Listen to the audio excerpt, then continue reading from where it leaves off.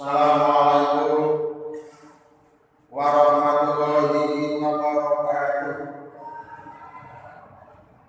Bismillahirrahmanirrahim. Alhamdulillahirabbil alamin. Wassalatu wassalamu ala asrofil mursalin wa ala alihi wa sahbihi ajma'in, amma ba'du. Para bapak, saudara ibu, jamaah sholat tarawih ingkang minulya, pertama kula nyuwun ngapunten dene punapa ing nalikane kula wau ngimami sholat isya mboten kula cek, mboten kula tes rumiyin mixing biasane kangge ngimami, kula wasmani sampun oke, jebule bareng kula damel ngimami lah kok gak ngono. Mila kula langsung plas iki lah apa kok gak ngono iki, sabotase apa kesalahan teknik sehingga membuat saya sedikit kecewa. Mila nyuwun ngapunten, insyaallah boten sengaja, hanya sekedar kesalahan teknik. Benjing-benjing malih baik operator maupun imam harus selalu ngecek terlebih dahulu supaya tidak mengalami kecewaan sebagaimana yang saya alami. Bapak Ibu sekalian, dalu menika minangka jadwal kangge kula tanggal 16, 17, 18 tigang dinten ijolan kalian Bapak Muhammad Sholihin yang seharusnya saya sudah kemarin, tetapi karena ijolan akhirnya jadwalnya Pak Mas Sholihin saya yang memakai dan jadwal saya beliau yang memakai. Pada penampilan yang pertama dan insya Allah yang kedua, saya tidak akan memberikan materi kuliah Ramadan atau kuliah ceramah Ramadan. Sekedar saya ingin memberikan gambaran-gambaran informasi seputar kemasjidan. Pilih benjing tanggal 22 saya mendapat jadwal imam sholat tarawih bukan di masjid sampean ini, tetapi di masjid orang lain, di masjid tetangga jauh, masjid namanya Desaru. Sudah 3 tahun ini saya dipasang jadwal imam di sana. Maka yang ingin saya sampaikan kepada Bapak Ibu sekalian, khususnya kepada pemuda-pemuda, saya melihat masjid sampean ini sudah wah, sudah oke, hebat, megah, jos, indah, bersih, tidak kalah dengan masjid-masjid yang lain. Tidak sekedar penampilan masjidnya saja Bapak Ibu sekalian, tetapi penampilan jamaahnya kalau saya survei juga tidak kalah dengan masjid-masjid yang lain. Coba saya meneliti sepulang atau biar dari masjid ini, khususnya pada waktu jamaah sholat subuh itu bisa brul. Ada yang ke barat, ada yang ke timur, ada yang ke utara, ada yang ke selatan, seperti semut keluar dari sarangnya. Ini adalah satu kehebatan masjid kita yang keindahannya diimbangi dengan semaraknya jamaah. Merupakan keberhasilan ustadz-ustadz mubalak-mubalak yang ada di Linggo ini, bisa menggerakkan masyarakatnya cinta jamaah. Dibanding masjid sebelah, saudara-saudara, nggak ada apa-apanya sama sekali. Saya bisa bicara begini karena pelaku survei secara langsung. Dan selanjutnya Bapak Ibu sekalian, tadi di sekolah anak-anak murid-murid saya yang kelas 6 itu saya kasih pengumuman, sampean kok ayahe salat tarawih di. Ada yang jawab di masjid, Pak. ada yang jawab di musola. Yang di musola tolong nanti kumpul di masjid supaya sampean tahu Pak Guru tampil pidato.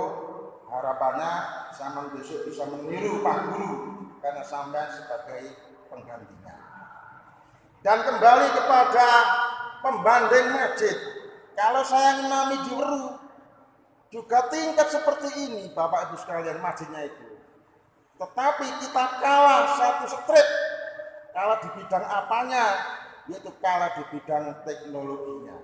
Kalau di Weru itu imamnya diberi CCTV dan kemudian disalurkan dengan layar-layar monitor, sehingga jamaah yang di belakang seperti ini, ibu-ibu nggak bisa melihat saya karena kelingan takbir, atau adik-adik yang di atas nggak bisa melihat saya karena jauh di sana.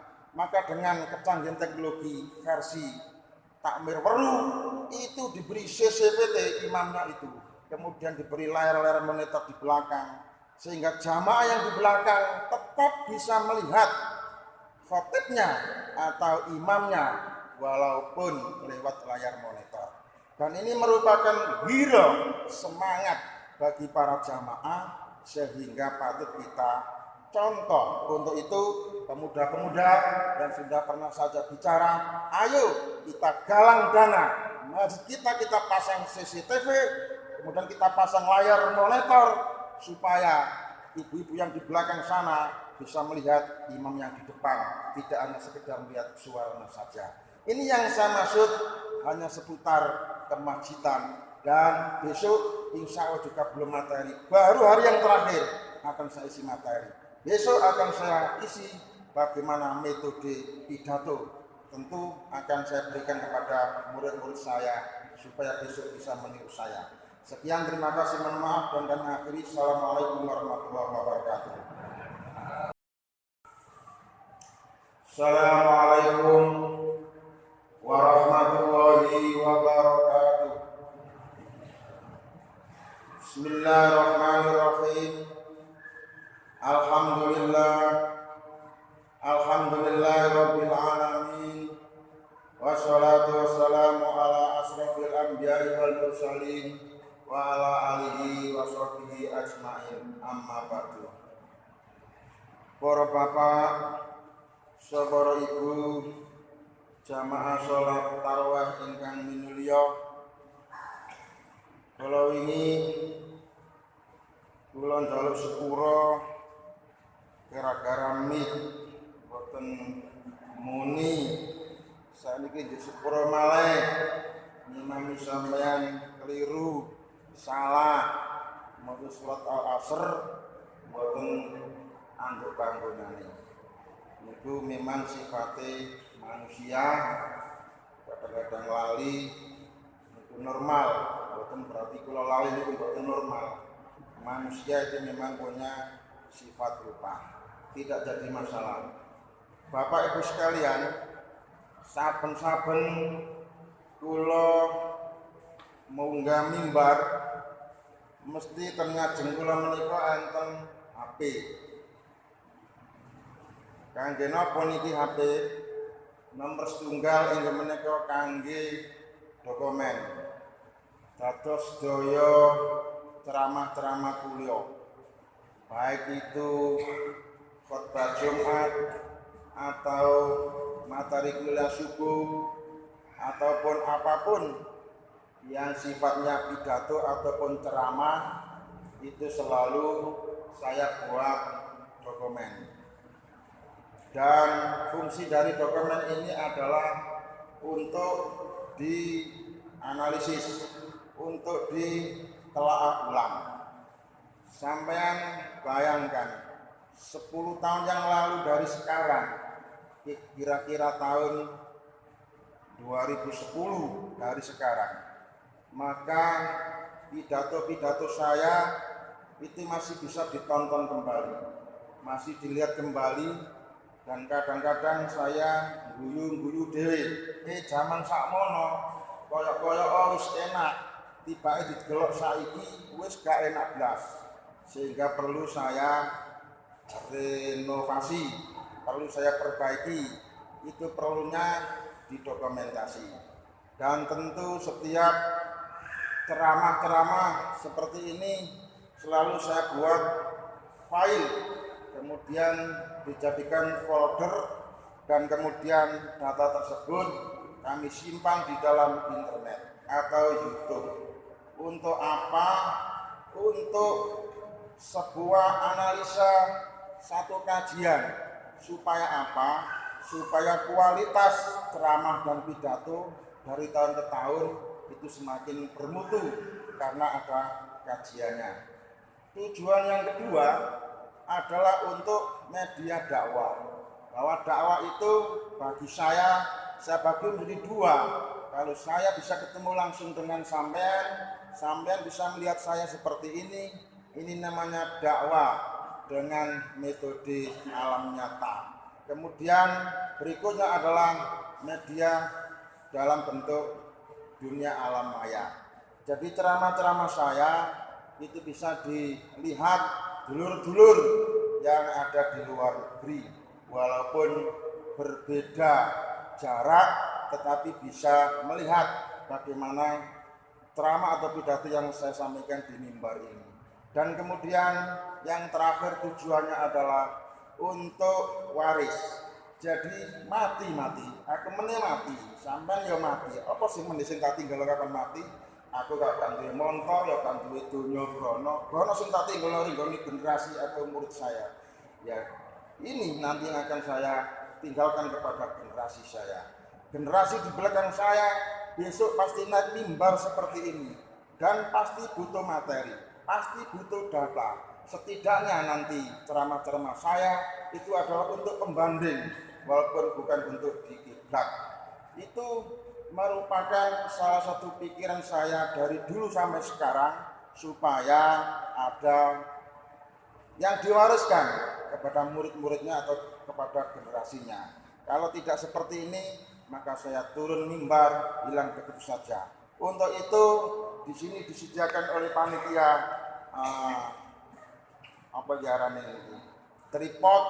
Ini gunanya adalah untuk barangkali ada penceramah dari luar, kemudian didokumentasikan, maka ini adalah satu medianya ditaruh di sini. Karena kita ini sudah zaman canggih dan video-video saya itu sudah terkumpul sebanyak 1.600 video ceramah. Maka sampean bisa cek di channel Muntah Bangun di YouTube. Itu adalah salah satu wadah bagi saya untuk menempatkan dokumen ceramah-ceramah seperti ini. Dan bagi generasi muda yang akan tampil, khususnya pemuda, tahun ini juga diberi kesempatan, maka tentu pemuda tersebut harus siap dengan segala sesuatunya. Termasuk trik pidato bagi saya, nomor 1 adalah menentukan temanya apa sih kira-kira. Ceramah ini menggunakan judul apa? Setelah judulnya ketemu, lalu dalil yang relevan dengan judul apa? Dengan judul tersebut, Quran apa hadis? Setelah ketemu, dibaca. Setelah dibaca, diartikan secara nahwu shorof. Setelah itu diterjemahkan. Setelah diterjemahkan, dijabarkan, dijelaskan, diuraikan versi pemikirannya sendiri, lalu ditutup dengan kesimpulan selesai. Ini adalah metode pidato yang selama ini saya terapkan, sehingga di saat kita berpidato fokus kepada tema, tidak sampai melebar kemana-mana atau ngelantur kemana-mana karena sudah dibatasi dengan sebuah tema. Kiranya itu Bapak sekalian, besok akan saya sambung lagi. Mohon maaf dan kami akhiri. Ihdinash shiratal mustaqim. Wassalamualaikum warahmatullahi wabarakatuh.